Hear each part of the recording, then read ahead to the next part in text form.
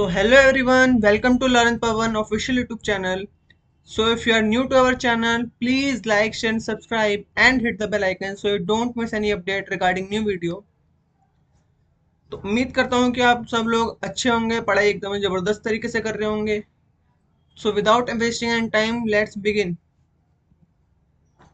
तो जैसा कि आपको पता होगा कि लास्ट वीडियो में हमने फ्रेंच रेवोल्यूशन का पार्ट नंबर 1 खत्म किया था. इस वीडियो में हम इस चैप्टर का पार्ट नंबर 2 खत्म करने वाले हैं. तो शुरू करने से पहले सबसे पहले हम पार्ट नंबर 1 का थोड़ी रिवीजन कर लेते हैं. सबसे पहले हमने इसमें पढ़ा था कि लुई 16 जो बॉर्बन फैमिली से बिलोंग करता था वो 1774 में गद्दी पे आया और वो 20 साल का था जब उसने ऑस्ट्रेलिया की प्रिंसेस मैरी एंटोनेट से मैरिज करी. जब वो गद्दी पे आया तो उसने ये पाया कि इसकी जो ट्रेजरी थी वो पूरी तरीके से खाली हो चुकी थी. इसका रीजन क्या था कि बहुत लंबे समय तक लड़ाइयाँ लड़ी गई थी जिसकी वजह से उसके फाइनेंशियल सोर्स एकदम खत्म हो चुके थे और उसने अपने महलों में सब बहुत ज्यादा फिजूल खर्ची की थी. जो उसके महल का नाम था हमने पढ़ा था वर्साइले. उसने 13 अमेरिकन कॉलोनीज की हेल्प करी थी उसको इंडिपेंडेंस दिलाने के लिए ब्रिटेन से, जिसकी वजह से उस पर बिलियन लिबरे का और डेप्ट आ गया था जो पहले से 2 बिलियन लिबरे का था. लैंडर्स 10% का इंटरेस्ट लेने लग गए थे अपने लोन्स पे. अपनी रेगुलर एक्सपेंस को बचाने के लिए जैसे आर्मी हो गया, कोर्ट हो गया, ऑफिस, उसने अपने टैक्स बढ़ा दिए थे. इसके बाद हमने फ्रेंच सोसाइटी को देखा था कितनी कैटेगरी में क्लासिफाई थी. पहली जो स्टेट था हमारे, पहली जो कैटेगरी थी वो थी क्लर्जी. उसमें हमारे प्राइस लोग आते थे चर्च के. सेकंड स्टेट में नोबल लोग आते थे जो राजघराने से बिलोंग करते थे. थर्ड स्टेट में बड़े businessman, merchant, court official, lawyer, peasant, artisan, ये सब आते थे जो फर्स्ट और सेकंड स्टेट को छोड़ के बच गए. इसके बाद हमने पढ़ा था कि फ्रेंच सोसाइटी किस टाइप की थी. फ्रेंच सोसाइटी में फ्यूडल सिस्टम में हमने पढ़ा था कि जो बड़े लोग थे फर्स्ट स्टेट सेकंड स्टेट वाले, थर्ड स्टेट को अपने नीचे दबा के रखते थे. ओल्ड रिजाइम के बारे में पढ़ा था. ओल्ड रिजाइम क्या होता है? 1789 से पहले के पीरियड को हम ओल्ड रिजाइम बोलते हैं. और हमने पढ़ा था कि थर्ड स्टेट वाले लोग ही खाली टैक्स देते हैं, फर्स्ट और सेकंड स्टेट वालों को टैक्स से फ्री रखा गया था. हमने पढ़ा था 90% पॉपुलेशन जो है वो पीजेंट थी. 60% जो लैंड है वो ओन कर रखी थी नोबल लोग ने और बाकी 40% जो है वो 90% लोगों के पास जमीन थी. नोबल जो है एंजॉय करते थे फ्यूडल प्रिविलेजेस जैसे फ्यूडल ड्यूज. पीजेंट को जो है ये कहा गया था कि आप अपने लॉर्ड्स की जो एक तरीके से सेवादारी करो, सेवक बन कर रहो उनके. उसके बाद हमने फ्यूडल सिस्टम समझा कि फ्यूडल सिस्टम होता क्या है. कोई भी जो है किसान या कोई भी वर्कर जो है उसको एक लैंड का पीस दे दिया जाता है अगर वो किंग की वॉर में मदद करेगा उसके रिटर्न में गिफ्ट के तौर पे. उसके बाद हमने पढ़ा था कि चर्च अलग अलग टाइप का टैक्स लेता था. चर्च से जो टैक्स आता था वो उसको हम टेट बोलते थे. टेट वो चर्च था जो एग्रीकल्चर में प्रोड्यूस हुआ हुआ 1/10 चर्च को दान दे दिया जाता था. दूसरा टैक्स हमने पढ़ा था टेल टैक्स. टेल टैक्स में क्या होता था? ये टैक्स डायरेक्टली स्टेट को दिया जाता था. लास्ट हमने पढ़ा था इनडायरेक्ट टैक्स, जिसमें जो एवरीडे कंजप्शन पे लगता है, सॉल्ट हो गया, टोबैको हो गया, डेली खाने पीने की चीजें हो गई, उस पर लगता था. उसके बाद हमने पढ़ा था कि सब्सिस्टेंस क्राइसिस आ गया था फ्रांस में. सब्सिस्टेंस क्राइसिस क्या होता है हमने पढ़ा था कि एक ऐसी सिचुएशन जहाँ पे बेसिक मीन जो है, बेसिक रहने का तरीका जो है वो खतरे में आ जाए उनका. उसके बाद हमने पढ़ा था कि सब्सिस्टेंस क्राइसिस आया किस वजह से था, उसका रीजन क्या था. उसका रीजन हमने पढ़ा था कि पॉपुलेशन जो है वो 23 मिलियन से 28 मिलियन तक पहुंच गई थी 1715 से 1789 तक. मतलब पॉपुलेशन में बहुत ज्यादा इंक्रीमेंट देखने को मिला और फूड की डिमांड बढ़ गई. फूड की डिमांड बढ़ी क्यों? क्योंकि पॉपुलेशन बढ़ गई तो फूड की डिमांड ऑटोमेटिकली बढ़ गई. और उस डिमांड के साथ उतना हम प्रोडक्शन ग्रेन में नहीं कर पा रहे थे फ्रांस के लोग. इस वजह से ब्रेड के जो प्राइस थे वो भी लगातार बढ़ने लग गए. मगर जो वेजेस थे, जो उनकी सैलरी थी, वो उस हिसाब से नहीं बढ़ रही थी जिस हिसाब से महंगाई बढ़ रही थी. जिस वजह से जो रिच और पुअर के बीच में गैप था बहुत बड़ा हो गया था और सिचुएशन और खराब होती चलेगी क्योंकि तूफान आ चुके थे और फसल खराब हो चुकी थी. इसके बाद हमने मिडिल क्लास के बारे में पढ़ा था कि मिडिल क्लास जो है उभर के आने लगा था. जो एजुकेटेड लोग थे, हमने पढ़ा था लॉयर आते थे उसमें, अलग अलग बिजनेस में आते थे. तो जो एजुकेटेड लोग थे वो उभर के आने लगे कि हमें इनके खिलाफ रिवोल्ट करना चाहिए. कुछ फिलोसफर हमने देखे थे. जो फिलोसफर आए थे उन्होंने आइडियाज दिए थे कि हर किसी को इक्वली ट्रीट करना चाहिए. वो फिलोसफर कौन कौन थे? जॉन लॉकी के बारे में हमने पढ़ा, जैक रूसो के बारे में पढ़ा, मोंटेस्क्यू के बारे में हमने पढ़ा. मोंटेस्क्यू को हमने पढ़ा था एडवोकेट था, जज था, ठीक है, और ये बिलीव करता था कि जो पावर है वो किसी एक पर्सन के हाथ में कॉन्सेंट्रेट नहीं होनी चाहिए. ये नोबल फैमिली से बिलोंग करता था. हमने पढ़ा था मोंटेस्क्यू और जैक रूसो जो है नोबल फैमिली से बिलोंग करते थे, मतलब फर्स्ट स्टेट और सेकंड स्टेट से बिलोंग करते थे, मगर फिर भी ये थर्ड स्टेट वालों की हेल्प कर रहे थे. जॉन लॉक के बारे में पढ़ा था कि इसने डिवाइन राइट ऑफ किंग को अपोज किया था, कि मतलब भगवान के समान राजा को मानना चाहिए, जो भी किंग बोलेगा वो एक तरीके से भगवान बोल रहे हैं, इसने इसका अपोज किया था। जैक रूसो के बाद हमने पढ़ा कि ये जिनेवा स्विट्जरलैंड में बॉर्न हुआ, उसके बाद फ्रांस में आ गया था बाद में, और ये लोगों को कन्विंस करने में बहुत ज्यादा स्मार्ट था। और इसका मानना था कि हमें जो आज़ादी है वो हमारा बर्थ राइट है, हमें जन्म से ही हमें जो हमारी फ्रीडम मिली है, तो उसको कोई छीन नहीं सकता है। उसके बाद हमने पढ़ा था कि कैसे कैसे जो है सिस्टम के अगेंस्ट प्रोटेस्ट होने लगे थे, फिलोसफर ने जो आइडियाज दिए उसको लोग बैठ के सलून्स में, कॉफी शॉप में डिस्कस करने लगे, बुक्स में छपी, ये सब चीजें न्यूज़पेपर में छपी।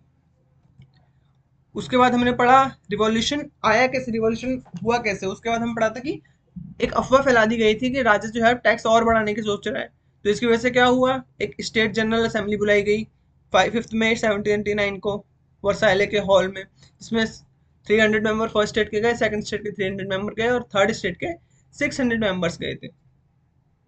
और पीस एंड आर्टिसन मूवमेंट को मना कर देता है एंट्री के लिए। हमने ये पढ़ा था कि स्टेट जनरल में हमारे फर्स्ट स्टेट और सेकंड स्टेट के लोग बैठते थे साइड में, और थर्ड स्टेट वाले पीछे खड़े होते थे। वोटिंग जनरल वोटिंग का कैसे अधिकार दिया गया था कि एक स्टेट के पास एक वोट होना चाहिए, मगर थर्ड स्टेट वाले इससे खुश नहीं थे, तो उन्होंने कहा कि सिंगल पर्सन को सिंगल वोट का अधिकार होना चाहिए, जिसकी वजह से वो कोर्ट से बाहर आ गए थे, हॉल से। उसके बाद हमने पढ़ा कि कैसे जो है उन्होंने अपने खुद की नेशनल असेंबली बनाई, थर्ड स्टेट वाले ने टेनिस कोर्ट के अंदर वर्साले में ही 20 जून को, 5 जून को जो है 5 मई को जो है वो वहाँ पे मीटिंग के लिए गए थे, और 20 जून को उन्होंने अपनी एक असेंबली बना ली थी। और उसमें जो है सबसे मेन जो लीडर उभर के आए वो थे हमारे एबेसिया और मिराबियो। एबेसिया जो थे एक प्राइस कंपनी से बिलोंग करते हैं, मिराबियो सेकंड स्टेट से बिलोंग करते थे। हाँ, फिर हमने पढ़ा था कि फ्रांस में क्या हुआ उस टाइम पे, नेशनल असेंबली जो अपना कॉन्स्टिट्यूशन बना रही थी, बहुत ज़्यादा ठंड पड़ गई तो फसलें खराब हो गई, प्राइस बढ़ गए दोबारा से, ठीक है ना। और जो लोग थे उनने कहा, क्या किया फिर, वो राजा के महल में घुस गए, तोड़फोड़ मचाई उनने। और फिर क्या हुआ, जो जेल में कैदी थे उनको रिलीज कर दिया, 7 कैदी उनको वहां से मिले थे। और नेशनल असेंबली ने क्या क्या डिसीजन लिए, 4 अगस्त 1789 को राजा ने उनकी बात मान ली, और एक डिक्री पास किया जिसमें फ्यूडल सिस्टम को अबॉलिश किया, टैक्स को अबॉलिश किया, और टेथ जो था, टेथ टैक्स उसको भी अबॉलिश कर दिया गया, ठीक है। और उसके बाद हमने पढ़ा था कि कैसे जो है ये मिला कि चर्च ने जो है 2 बिलियन लिब्रे का टैक्स एब्जॉर्ब कर रखा था लोगों से, गरीब लोगों से। अब यहाँ से हमारा जो है नेक्स्ट पार्ट, सेकंड पार्ट शुरू होता है। अब यहाँ से हम पढ़ेंगे 1791 के कॉन्स्टिट्यूशन के बारे में। तो 1791 में नेशनल असेंबली ने अपना एक कॉन्स्टिट्यूशन ड्राफ्ट किया, कॉन्स्टिट्यूशन तैयार किया, जिसमें उन्होंने ये डिसाइड किया कि हम जो मोनार्क की पावर है उसको लिमिटेड रखेंगे, कि ऐसा नहीं कि मोनार्की जो हर जगह चलेगा। जब हमारी डेमोक्रेसी बन चुकी है तो हमारे मोनार्क की पावर क्या होनी चाहिए, लिमिटेड रहनी चाहिए। पावर को सेपरेट कर दिया गया लेजिस्लेचर, एग्जीक्यूटिव और जुडिशरी में। नेशनल असेंबली को पावर मिल गई कानून बनाने की, जो इनडायरेक्टली इलेक्टेड होंगे एक्टिव सिटीजन के द्वारा, मतलब उनको इलेक्ट कौन करेगा, सिटीजन उनको इलेक्ट करेंगे। और एक्टिव सिटीजन में कौन कौन लोग आएंगे, वो मैन जो 25 ईयर से ज्यादा के हों, और जो टैक्स देते हो इक्वल टू 3 डेज वेज, मतलब उनकी 3 दिन की जो तनख्वाह है उसके बराबर का जो टैक्स देता है, जो 25 साल से ऊपर का आदमी, वही उनको वोट दे सकता है, वोट देने का अधिकार उनको है बस। अब इसमें पैसिव सिटीजन कौन हुए, पैसिव मतलब जिनको इग्नोर कर दिया गया, वो थे बाकी बचे हुए लोग जिनके पास इतनी टैक्स देने की हैसियत नहीं है, या महिलाएं, उनको इस सबसे दूर रखा गया। तो अब नेशनल असेंबली जब बनाई गई थी, तो अब राइट्स क्या क्या उनके लिए दिए गए। पहला तो राइट्स हमारा था declaration of the rights and man and citizen. दूसरा दिया गया right to life, freedom of speech, मतलब बोलने का अधिकार दिया गया, ओपिनियन का अधिकार दिया गया कि अपना ओपिनियन सब रख सकते हैं, जो कि किंग लुइस 16 ने नहीं दिया था, उनके टाइम पे नहीं था ये सब चीजें। Equality before law, equality before law मतलब कानून से पहले जो है लोगों की बात सुनी जाएगी। और ये बोला गया कि ये जो है बाय बर्थ इन सबको ये राइट्स मिले हुए हैं, और इनसे ये राइट्स कहीं भी छीने नहीं जा सकते, या कोई भी इनसे राइट छीन नहीं सकता, ये बाय बर्थ इनकी राइट। अब कुछ पॉलिटिकल सिंबल्स जो है रिलीज हुए थे, दिखाए गए थे, दर्शाए गए थे लोगों को दिखाने के लिए। ये जो पहला हमारा है ब्रोकन चैन, ये दिखाया गया था कि ब्रोकन चैन हमें दिखाया गया था कि हम जो है एक तरीके से पूरे तरीके से आजाद हो चुके हैं, टूटी हुई चैन है तो मतलब हम तरीके से फ्री हो चुके हैं। बंडल ऑफ रॉड और फेसिस दिखाया गया था, ये हमें दिखाया गया था कि एकता में अनेकता, ये दिखाया गया था। इसका मतलब कि अगर एक बंडल है तो उसको कोई भी तोड़ नहीं सकता है, ये तो आपने भी पढ़ा होगा। और अगर सिंगल एक माचिस की तिल्ली उसको कोई भी तोड़ सकता है इजीली। तो ये दर्शाने के लिए, लोगों को मोटिवेट करने के लिए ये सब चीजें दिखाई गई। पॉलिटिकल सिंबल दूसरा है हमारा आई विद इन ए ट्रायंगल, मतलब एक ट्रायंगल के अंदर एक आंख दिखाई गई जिसमें से लाइट निकल रही है। ये दिखाया गया था the rays of the sun will drive away the cloud of ignorance, मतलब कि अगर हम अपनी इच्छा शक्ति से कुछ भी करेंगे तो सब चीज को हम आसानी से पा सकते हैं। दूसरा ये चैप्टर दिखाया गया था, ये था रॉयल पावर का सिंबल, कि जो रॉयल पावर है उसको दिखाने के लिए ये दर्शाया गया था। अगला था snake biting its tail to from a ring, मतलब एक सांप है जो अपनी पूंछ को अपने मुंह के अंदर खुद ही डाल रहा है। इसका मतलब था कि ऐसी शुरुआत जो ना कभी खत्म हो सकती है। ये एक ऐसी अंगूठी जिसकी ना तो कोई शुरुआत है ना कोई अंत है। दूसरा था रेड फ्रीगियन कैप, इसमें क्या था, ये उनको दिखाने के लिए था जो स्लेव लोग थे वो अब आजाद हो चुके हैं। ठीक है, स्लेव मतलब गुलाम लोग। अभी हम पढ़ेंगे स्लेव के बारे में या आगे टॉपिक में। आगे सिंबल था ब्लू व्हाइट रेड, ये नेशनल कलर था फ्रांस का। विंग्ड वुमेन ये दिखाया गया था लॉ का पर्सोनिफिकेशन, मतलब एक कानून को एक पर्सन की फॉर्म में दिखाया गया था। जैसे हमारे यहाँ कानून को एक तरीके से एक लेडी को दिखा रखा है कि उसकी आंखों में पट्टी बंधी है, ऐसे ही वहां पे कानून को दिखाया गया था एक पंख वाली महिला के तौर पे। जो लास्ट था लॉ रेड, ये दिखाया गया था कि हमारे जो कानून है वो सबके लिए सेम है और सबके लिए इक्वल है, बिना किसी उसके जात पात को देखे, अमीरी गरीबी को देखे। अब मोनार्की का अबॉलिशमेंट जब हो गया तो लुई 16 जो है कॉन्स्टिट्यूशन साइन कर लिया, मगर उसने कॉन्स्टिट्यूशन के लिए हामी तो भर दी, मगर वो धीरे धीरे सीक्रेट नेगोशिएशन बनाने लग गया अपनी नेबरिंग कंट्रीज के साथ। जो प्रशिया उसकी नेबरिंग कंट्री थी। अब इसका मतलब क्या है सीक्रेट नेगोशिएशन, मतलब अब नेबरिंग कंट्रीज को ये लगा कि जब फ्रांस में लोग इतना विद्रोह कर सकते हैं, रिवॉल्ट कर सकते हैं, तो ये खतरा कल को देख के हमारी कंट्री में भी लोग कर सकते हैं हमारे साथ। तो उनने जो है लुई 16 को इस बारे में बोला, तो लुई 16 ने क्या कहा उनको कि धीरे धीरे उनको सीक्रेट बातें करने लगे कि आप जो है हमारी आर्मी लो और इन सारी नेशनल असेंबली पे हमला कर दो, इनको मार दो, तो दोबारा से हमारा शासन हो जाएगा, तो लोग फिर उसके बाद ये चीजें कर भी नहीं पाएंगे। तो एक तरह से क्या कर रहा था, वो देश के साथ गद्दारी कर रहा था। तो उसने अपनी नेबरीज कंट्री में अपने जो है ट्रूप भेजे, अपनी सेना भेजी, और नेशनल, मगर इससे पहले क्या होता कि वो आके नेशनल असेंबली को मार पाता।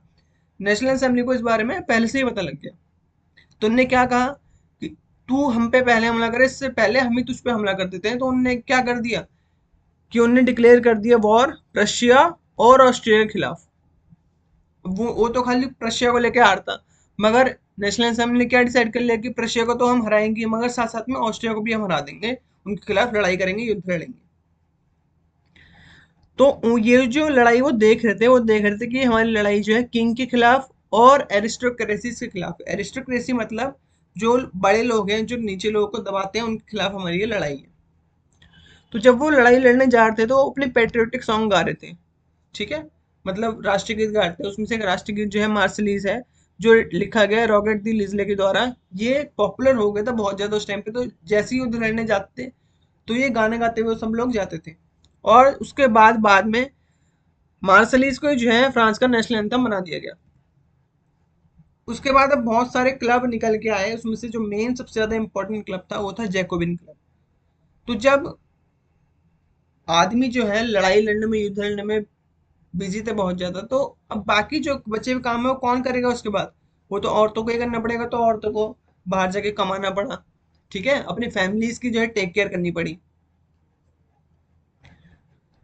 और जो पॉलिटिकल क्लब थे वो रीलिंग पॉइंट बन गए थे लोगों के, मतलब रैलियां करते थे, पॉलिटिकल क्लब बनाने लगे, धीरे धीरे लोग इकट्ठा होने लगे। और सबसे ज्यादा सक्सेसफुल क्लब यहाँ से निकल के आया, वो जैकोबिन क्लब निकल के आया। ठीक है, इसका नाम पड़ा सेंट जेकब, जो है वहां पे पेरिस में एक जगह है, उसके नाम पे ये क्लब का नाम पड़ा।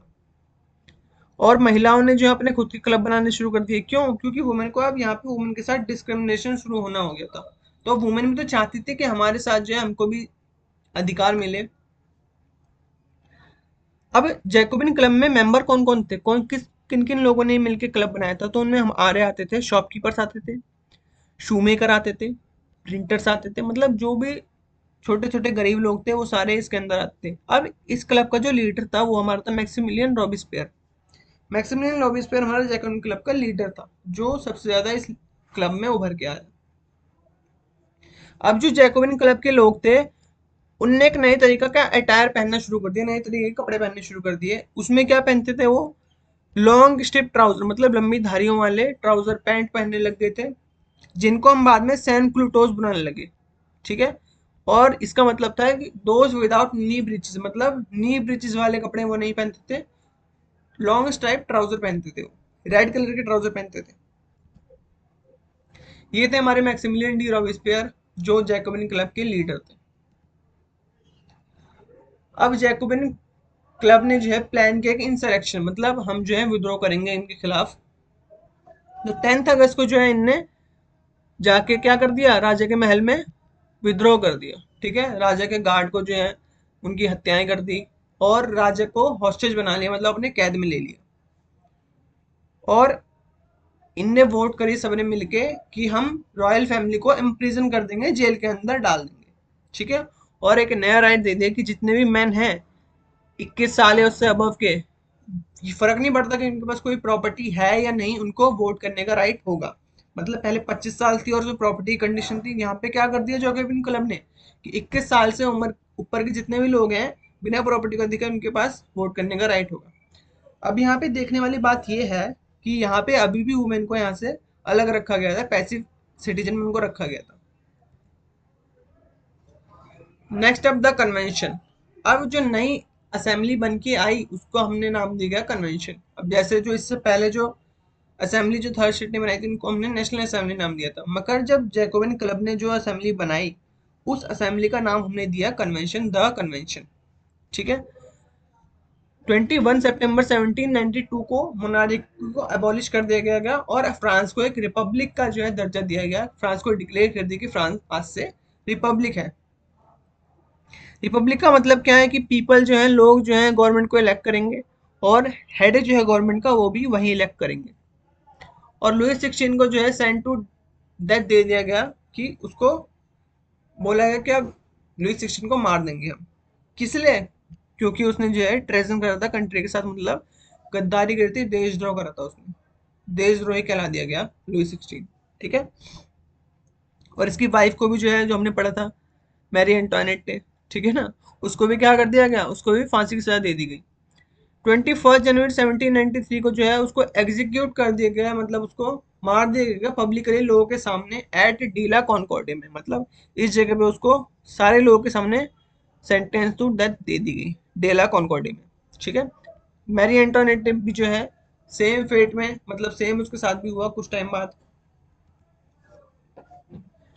अब रेन ऑफ टेरर, मतलब अब जैकोबिन क्लब ने अच्छे काम तो किए, रिपब्लिक कंट्री तो बना दिया फ्रांस को, मगर उनकी पॉलिसीज इतनी स्ट्रिक्ट होती थी कि अब लोगों में वहां पे डर का माहौल हो गया, टेरर का माहौल हो गया वहां पे। ठीक है।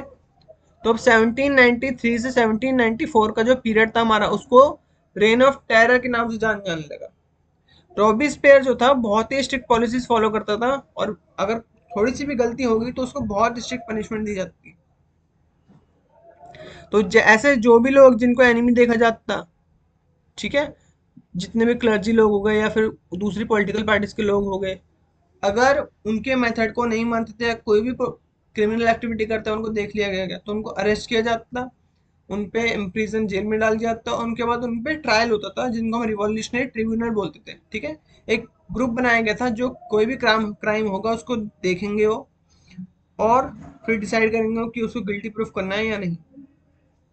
और अगर उस कोर्ट ने, रिवॉल्यूशनरी ट्रिब्यूनल ने उसको गिल्टी पा लिया तो उसको जो है ग्लूटेन कर दिया जाता। ग्लूटेन एक ऐसी सजा होती है जिसमें दो खंभों के बीच में एक ब्लेड को रखा जाता, और उस आदमी को वहां पे लिटाया जाता, और उसकी जो है गर्दन को वहां से काट दिया जाता था। ठीक है। ये नाम दिया गया था क्योंकि डॉक्टर गिलोटिन एक आदमी थे, पर्सन थे, जिनने इसको इन्वेंट किया था।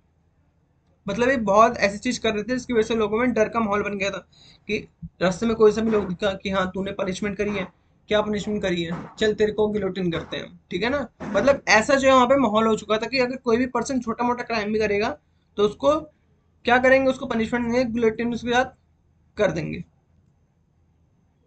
अब गिलोटिन होता क्या था, ये देखिए यहाँ पे दिया गया कि दो पोल है हमारे, ठीक है, इसके बीच में ब्लेड दे रखी है, और यहाँ पे किसी पर्सन को लेटाया गया तो उसका यहाँ पे जो हेड जो है यहाँ से काट दिया जाता है।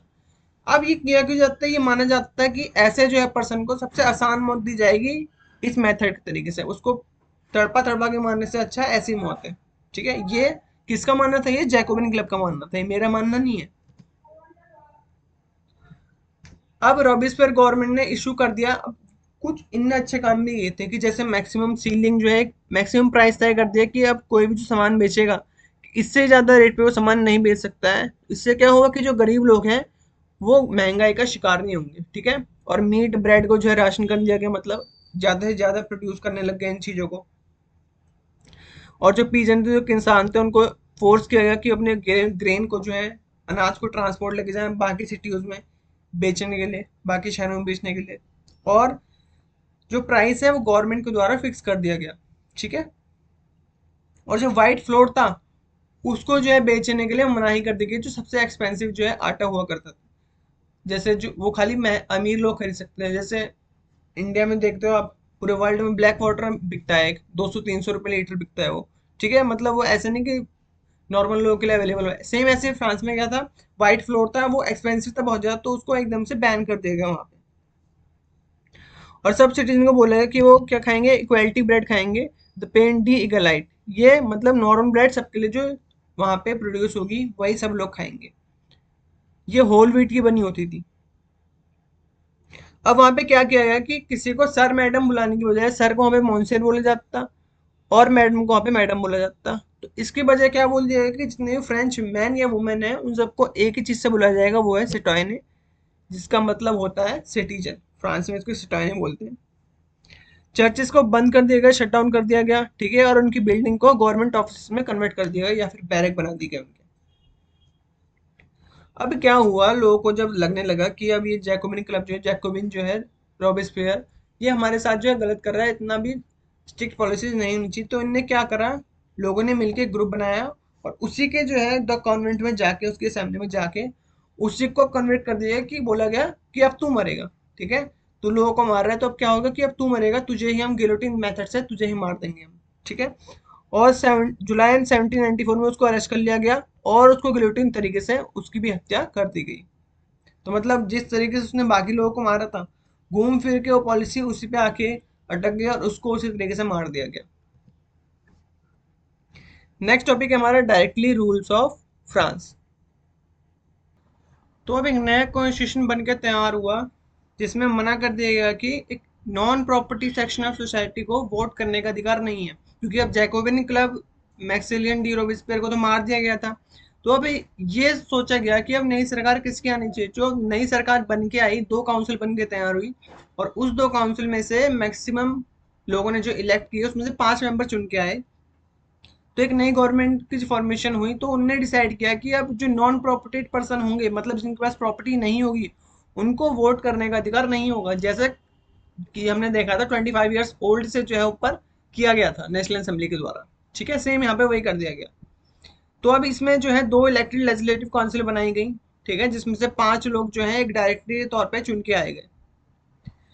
The directors often clash with the legislative council who them sought to dismiss them. अब इसका मतलब यहाँ पे क्या दिया गया है कि अब ये जो 5 मेंबर चुन के आए, इनके जो है लगातार क्लैश होता जा रहा था, मतलब इनकी जो है, इनके आपस में किसी भी बात पे बन नहीं रही थी लेजिस्लेटिव काउंसिल के साथ। तो अब क्या हुआ कि ये जो नई गवर्नमेंट बन के आई, ये भी उतना चल नहीं पा रही थी। तो इसकी वजह से जो है, जो मिलिट्री डिक्टेटर था फ्रांस का, नेपोलियन बोनापार्टी, उसने क्या किया, उसने आपको कह दिया कि मैं आज से फ्रांस का एम्पायर हूँ, फ्रांस का राजा हूँ, फ्रांस का डिक्टेटर हूँ। ठीक है, यही होता है कि अगर कोई जो है कहीं बहुत ज्यादा कमजोरी है तो वहां पे जो ताकतवर इंसान है वहां पावरफुल होकर आ जाता है, इमर्ज होकर आ जाता है। इंडिया में भी सेम ऐसी कंडीशन हुई थी, क्योंकि इंडिया के लोगों में यूनिटी नहीं थी।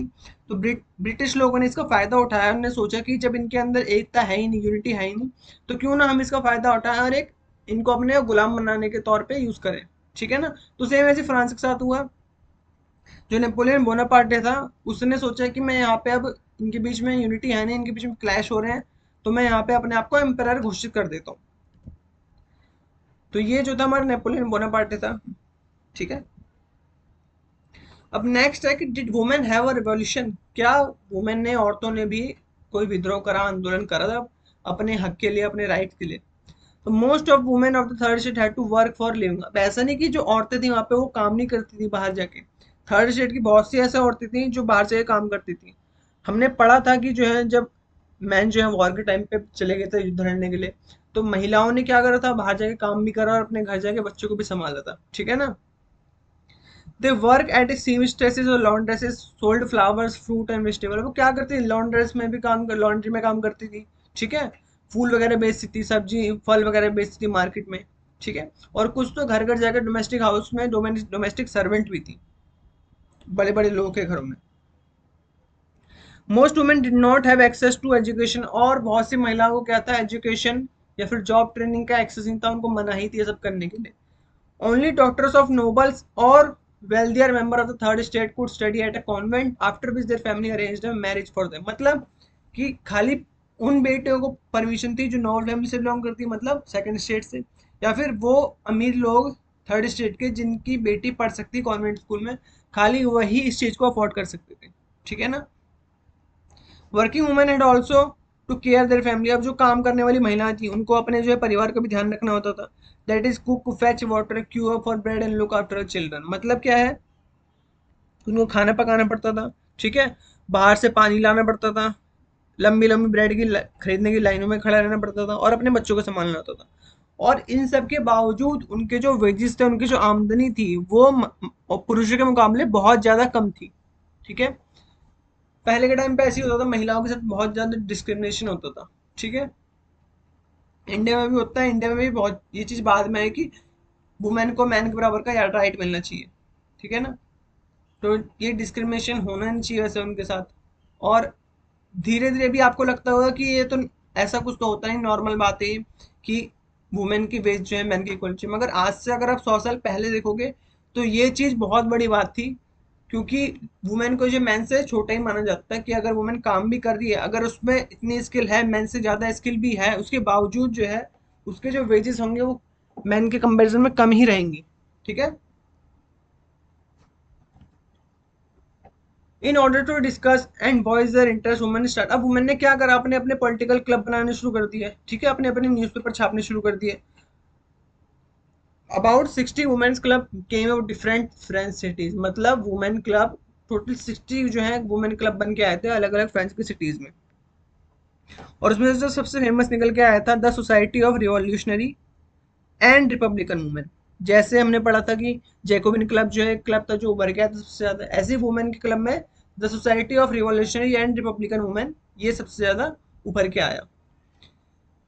Women were disappointed that the constitution of 1791 reduce them to passive citizen. अब जो 1791 में हमारा कॉन्स्टिट्यूशन आया था, जिसमें महिलाओं को जो है पैसिव सिटीजन बना दिया गया था, और जो 25 साल के कम उम्र के पुरुष थे उनको पैसिव सिटीजन बना दिया गया था, तो इससे क्या थे, वो बहुत ज्यादा डिसअपॉइंट हो चुके थे।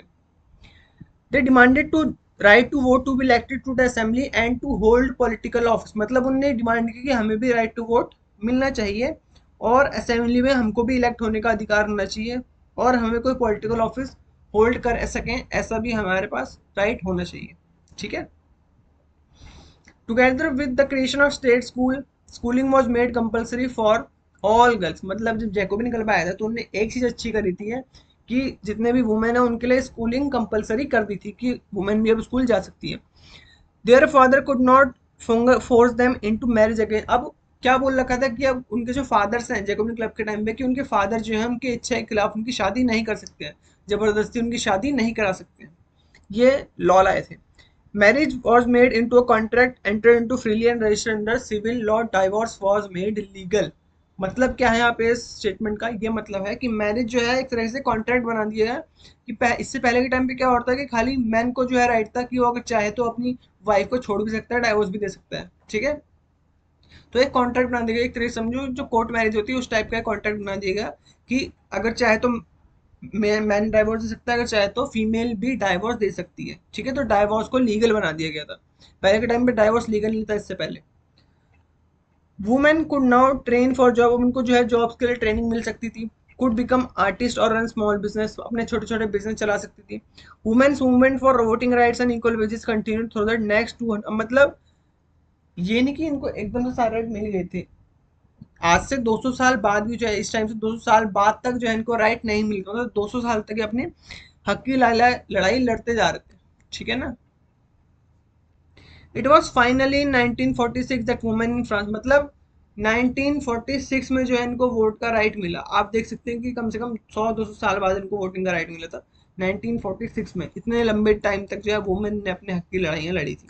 ठीक है, तो वुमेन के साथ जो है बहुत पहले से डिस्क्रिमिनेशन होता ही आ रहा है और आज भी होता ही रहता है। ठीक है, आज भी वुमेन्स को इंडिया में आज के टाइम पे भी जो है वुमेन को बहुत जगह कम देखोगे तुम, तो मैन के कंपैरिजन में वुमेन की जो सैलरी होती है बहुत ज़्यादा कम होती है। ठीक है, हर जगह की बात नहीं कर रहा मैं, कहीं कहीं होती है। नेक्स्ट है द अबॉलिशन ऑफ स्लेवरी, मतलब गुलाम जो लोगों को बना के लाते थे उनका अबॉलिशन करा। ठीक है, अब गुलाम बना के लाते जो बड़े बड़े बिजनेसमैन होते थे, ठीक है, वो क्या करते थे, दूसरे देशों से लोगों को गुलाम बना के ले आते थे और उनको बेचते थे। ये उनका बिजनेस था, गुलाम को बेचने का। ठीक है, लोगों का जैसे अलग अलग प्रोडक्ट का बिजनेस था, इनका गुलामों को बेचने का बिजनेस था। जैसे इस 100 गुलाम को ले आए, ठीक है, 100 गुलाम इनने किसी दूसरे कंट्री से खरीद लिए, जैसे यूरोप से खरीद लिए, 100 खरीद लिए इनने, मान लो 1 लाख के खरीद लिए, और ये जाके बेच देते थे उसको 2 लाख में, तो इनको प्रॉफिट तो हो गया ना। कितने का प्रॉफिट हुआ इनको, इनको प्रॉफिट हुआ 1 लाख का। तो ये इस तरीके का बिजनेस करते थे लगातार। ठीक है, अब जो कॉलोनीज थे जो कैरिबियन में, मार्टिन्क्यू, गोल्डोलोप एंड सैंट डोमिंगो, यहाँ पे जो है जो फेमस जो खेती होती थी वो किस चीज़ की खेती होती थी, वो होती है टोबैको की, इंडिगो की, शुगर की और कॉफ़ी की। इन सब की खेती बहुत ज़्यादा होती, पॉपुलर अमाउंट में होती थी। ठीक है,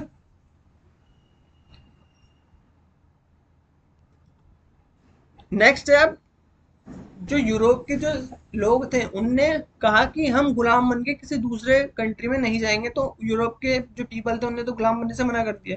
तो अब इनने दूसरा अल्टरनेटिव क्या निकाला कि अब हम जो है ट्रायंगुलर स्लेव ट्रेड करेंगे। मतलब एक जो ट्रेड करेंगे हम किस फॉर्म में करेंगे, वो करेंगे यूरोप, अफ्रीका और अमेरिका के बीच में।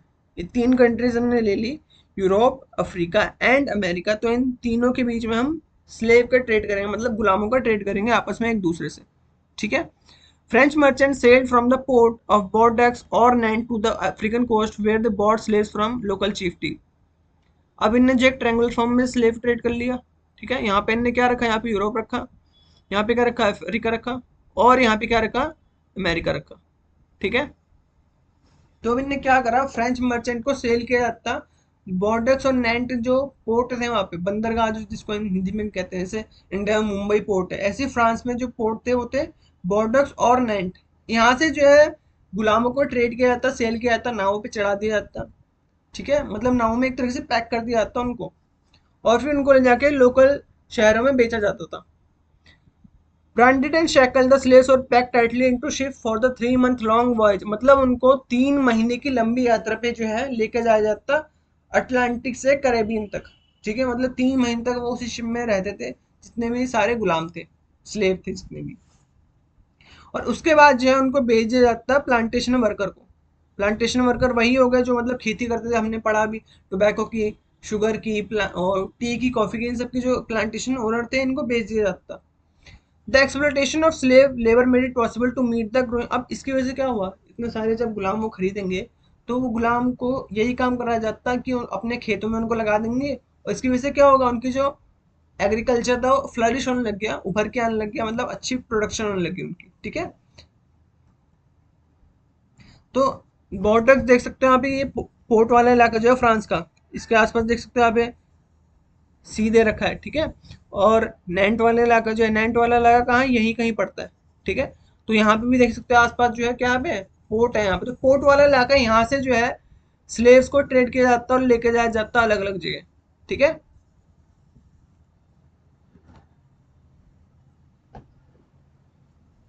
अब यहाँ पे देख सकते हो, अभी हमने जो जो चीजें पढ़ी कि बोर्डॉक्स कहाँ पे है, ये रहा बोर्डॉक्स।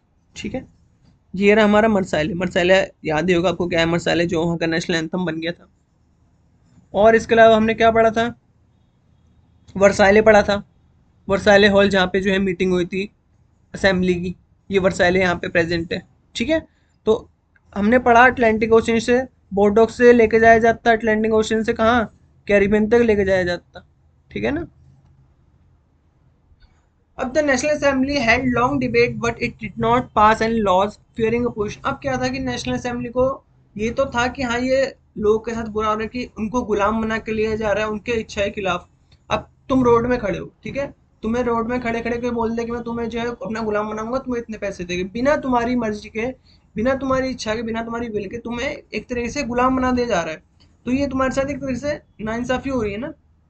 तो नेशनल असेंबली को भी ये बात पसंद नहीं थी, मगर फिर भी वो इसके खिलाफ कोई कानून पास नहीं कर पाते। क्यों नहीं कर पाते? क्योंकि इसका रीजन था, क्योंकि उनको जो है पोजीशन का डर था। जो बड़े बड़े बिजनेसमैन थे, उनकी इनकम जो है वो स्लेव ट्रेड पे डिपेंड करती थी। क्योंकि अब क्या था, थर्ड स्टेट में बड़े बड़े बिजनेसमैन भी आते, हमने पढ़ा था, बड़े बड़े बिजनेसमैन लॉयर वगैरह आते थे।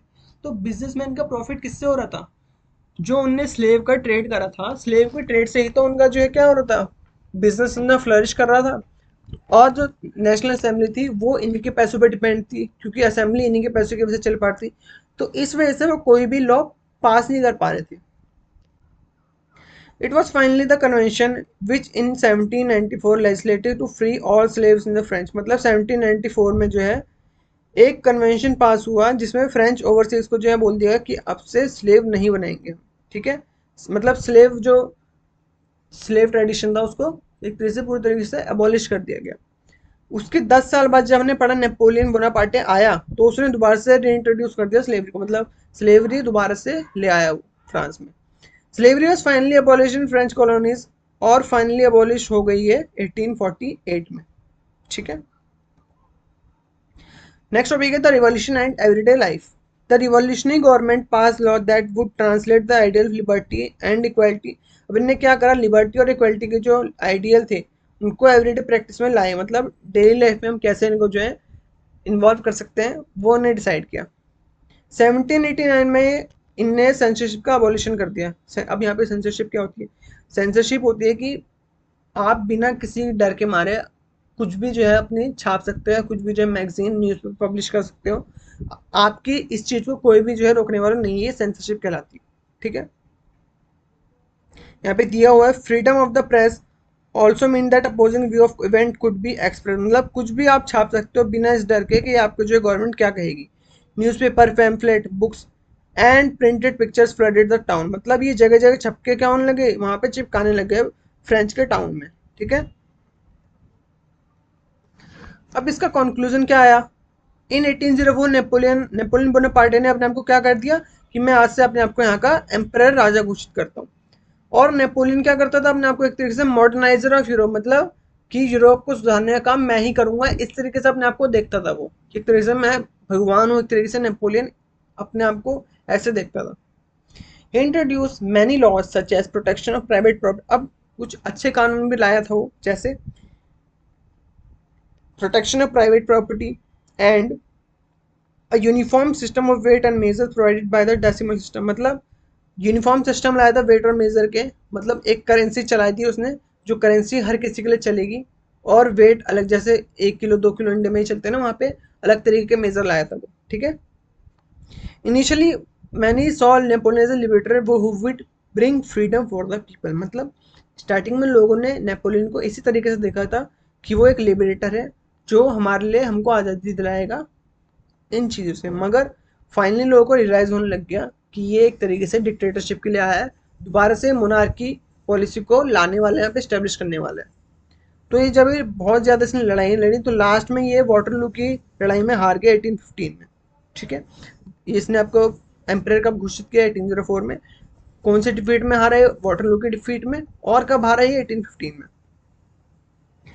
अब फ्रेंच रेवोल्यूशन की लेगेसी के बारे में पढ़ना है कि जो आइडिया जो है लिबर्टी और डेमोक्रेटिक राइट के, वो सबसे इंपॉर्टेंट पार्ट थे फ्रेंच रेवोल्यूशन की। मतलब हर जगह हमने पढ़ा किस चीज़ के बारे में बातें होती थी। सबसे पहले तो लिबर्टी के बारे में कि लोग को जो है अपनी आज़ादी होनी चाहिए, और डेमोक्रेटिक राइट्स के बारे में बातें होती कि लोग के पास अपने डेमोक्रेटिक राइट्स होने चाहिए, ठीक है।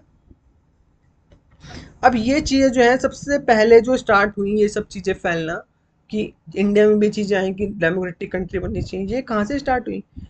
सबसे पहले फ्रांस से ही स्टार्ट हुई। फ्रांस ने सबसे पहले ये चीज़ करी कि एक कंट्री को डेमोक्रेटिक हम बना भी सकते हैं। पहले खाली लोग सोचते थे कि हम जो है कैसे लड़े अपने कंट्री को फ्री करने के लिए, मगर जब फ्रांस ने ये चीज़ कर दी तब लोगों को ये रियलाइज़ हुआ कि हाँ हम भी ये चीज़ कर सकते हैं, इस तरीके से हम अपनी कंट्री को डेमोक्रेटिक बना सकते हैं, अपने लिए जो है खुद के लिए हम लिबरल बन सकते हैं, ठीक है। इंडिया में जो है कुछ फेमस जो थे टीपू सुल्तान और Raja Ram Mohan Roy. Are two example of individual who responded to the ideas. अब ये जो है वो इंडिविजुअल थे दो ऐसे जिनने जो है रिवॉल्यूशनरी फ्रांस से जो रिवॉल्यूशन हुआ था उनके आइडियाज़ को लेके ये इंडिया में आए थे और इंडिया में वही आइडिया ये फॉलो करना चाहते थे। ठीक है, राजा राममोहन राय ये रहे और टीपू सुल्तान ये रहे। टीपू सुल्तान को हम शेर है हिंद या फिर टाइगर है मैसूर भी बोलते हैं, ये आप आगे जाके 10th क्लास में पढ़ोगे। तो ये चैप्टर हमारा यहीं पे ख़त्म होता है और फ्रेंच रिवॉल्यूशन तक खत्म हो गया। फ्रेंच रिवॉल्यूशन के बाद क्या क्या चीज़ें हुई ये आपके आगे आने वाले चैप्टर में, और 10th क्लास में भी आपके एक चैप्टर है उसमें आपकी चीज़ें आगे इसके बाद क्या हो वो सब चीज़ें एक्सप्लेन की हुई हैं। तो आज के लिए इतना ही रखते हैं। उम्मीद करता हूँ कि आपको वीडियो पसंद आई होगी। पसंद आई तो लाइक शेयर सब्सक्राइब कीजिएगा, अपने दोस्तों को शेयर कीजिएगा। ठीक है, अगर आप चाहते हैं कि आप इसके नोट्स पीडीएफ फॉर्म में पाएँ तो आप हमारा व्हाट्सएप चैनल ज्वाइन कर सकते हैं लर्न विद पवन, और हमारे टेलीग्राम चैनल है लर्न विद पवन ऑफिशियल, इसको आप ज्वाइन कर सकते हैं। तब तक के लिए स्वस्थ रहिए, मस्त रहिए, पढ़ाई करते रहिए, एंजॉय करिए। मिलते हैं आपसे एक नई वीडियो में, तब तक के लिए thank you, bye bye, good night.